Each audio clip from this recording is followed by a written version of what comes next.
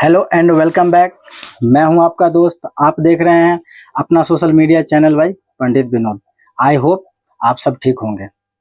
जैसा कि पिछले वीडियो में हमने डिस्कस किया था ग्राउंडनट ऑयल, पीनट ऑयल के बारे में, तो आज के इस एपिसोड में हम देखेंगे कॉटन सीड ऑयल। ये कॉटन सीड ऑयल क्या होता है, बात करें हम इसके कॉटन की। देखिए, कॉटन जो होता है, जो कपास है, कपास में एक तरफ तो फाइबर जो रेशा होता है उसको बोलते हैं फाइबर, और दूसरी तरफ जो होता है, जो उसका सीड होता है, उस सीड से, उसी सीड को बोलते हैं बेनोला, भी इसको बोला जाता है बेनोला। और इससे जो तेल निकलता है उसी को बोलते हैं कॉटन सीड ऑयल।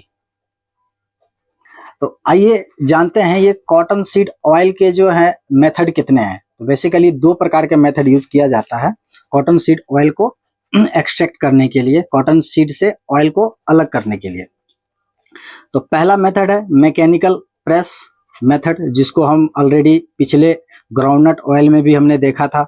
तो वो मैकेनिकल प्रेस के से हम ऑयल को एक्सट्रैक्ट कर सकते हैं। दूसरा है oil extraction by the solvent, जो सॉल्वेंट एक्सट्रैक्शन जो प्रोसेस होता है, जिसमें हम हेक्सिन एक सॉल्वेंट के तौर पे उसका यूज करते हैं ऑयल को एक्सट्रैक्ट करने के लिए, तो उसी को बोलते हैं सॉल्वेंट एक्सट्रैक्शन प्रोसेस। तो आइए देखते हैं जो कॉटन सीड ऑयल होता है उसमें ऑयल कंटेंट कितना होता है, ऑयल परसेंटेज कितना होता है। तो ऑयल परसेंटेज की अगर हम बात करें तो कॉटन सीड में 15 to 20% ऑयल परसेंटेज होता है। साथ ही साथ इसके अंदर इस ऑयल के अंदर एक गॉसिपोल नाम का जो है एक टॉक्सिक येलो कंपाउंड होता है, जिसको गॉसिपोल हम कहते हैं।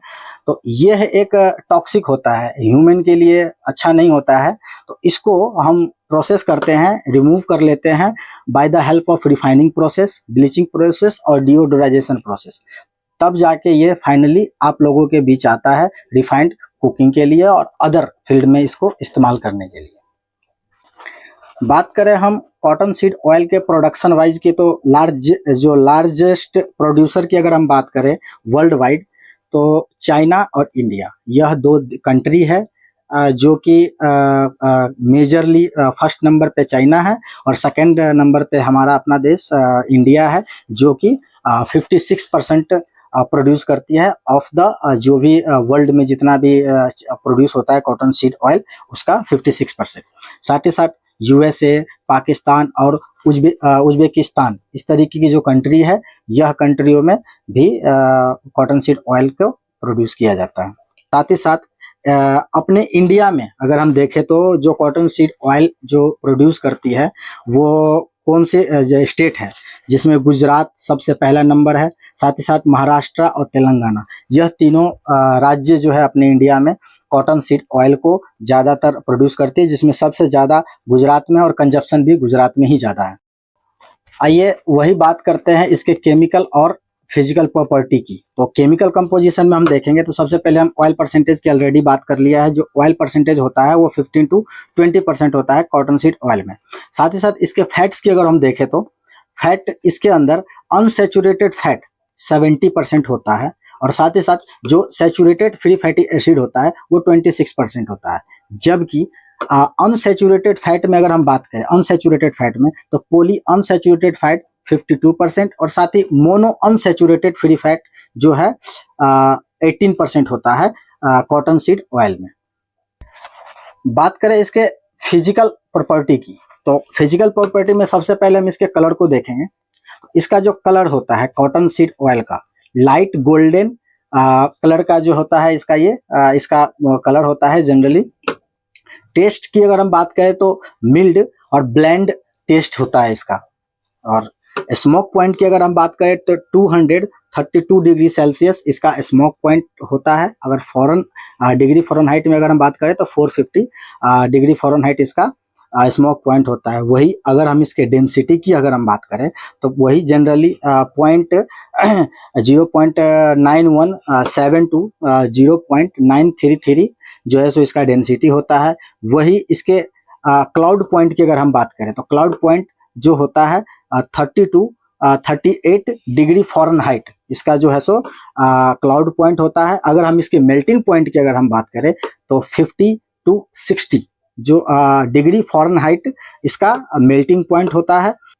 बात करें कॉटन सीड के प्रोक्साइड वैल्यू की, तो प्रोक्साइड वैल्यू जो होता है कॉटन सीड ऑयल का 5.326 तक जो है सो इसका प्रोक्साइड वैल्यू होता है। साथ ही साथ आयोडीन वैल्यू की अगर हम बात करें तो 110 इसका अराउंड आसपास 110 के आसपास इसका आयोडीन वैल्यू होता है। साथ ही साथ इसके रिफ्रैक्टिव इंडेक्स की अगर हम बात करें 1.45 टू 1.48 इसका रिफ्रैक्टिव इंडेक्स होता है।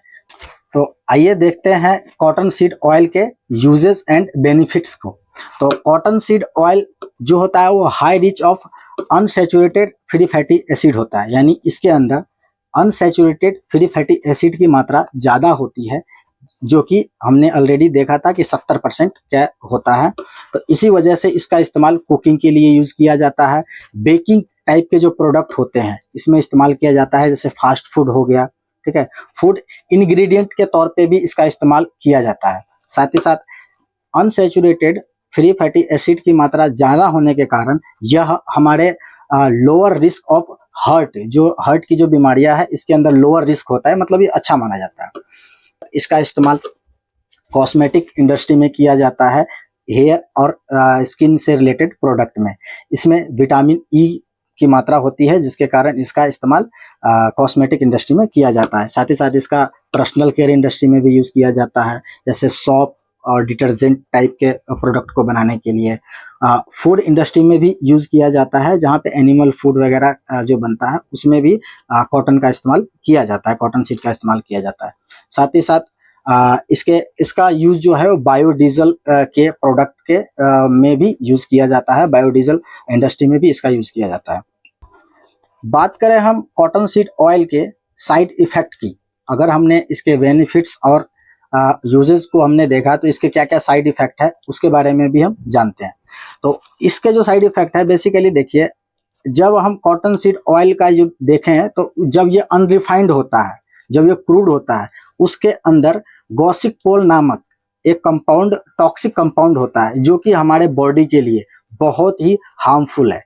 तो इसकी वजह से क्या क्या कारण हो सकते हैं, देखिए सबसे पहले जो है यह अनरिफाइंड अगर हम खाते हैं तो आपको लीवर डैमेज के कारण हो सकता है, इनफर्टिलिटी के प्रॉब्लम हो सकता है, मोर्टेलिटी का प्रॉब्लम हो सकता है, वायबिलिटी इस तरीके की प्रॉब्लम आपको हो सकता है, प्रेगनेंसी से रिलेटेड प्रॉब्लम भी आ सकता है। तो कोशिश ये कीजिए कि इसको अवॉइड किया जाए, ना ही खाया जाए कुछ देर समय के लिए, इस तरीके की प्रॉब्लम हो जा सकता है। यह आपको रिड्यूस कर सकता है स्पर्म काउंट जो होता है, उसमें भी यह प्रॉब्लम हो सकता है, इस तरीके की प्रॉब्लम होती है।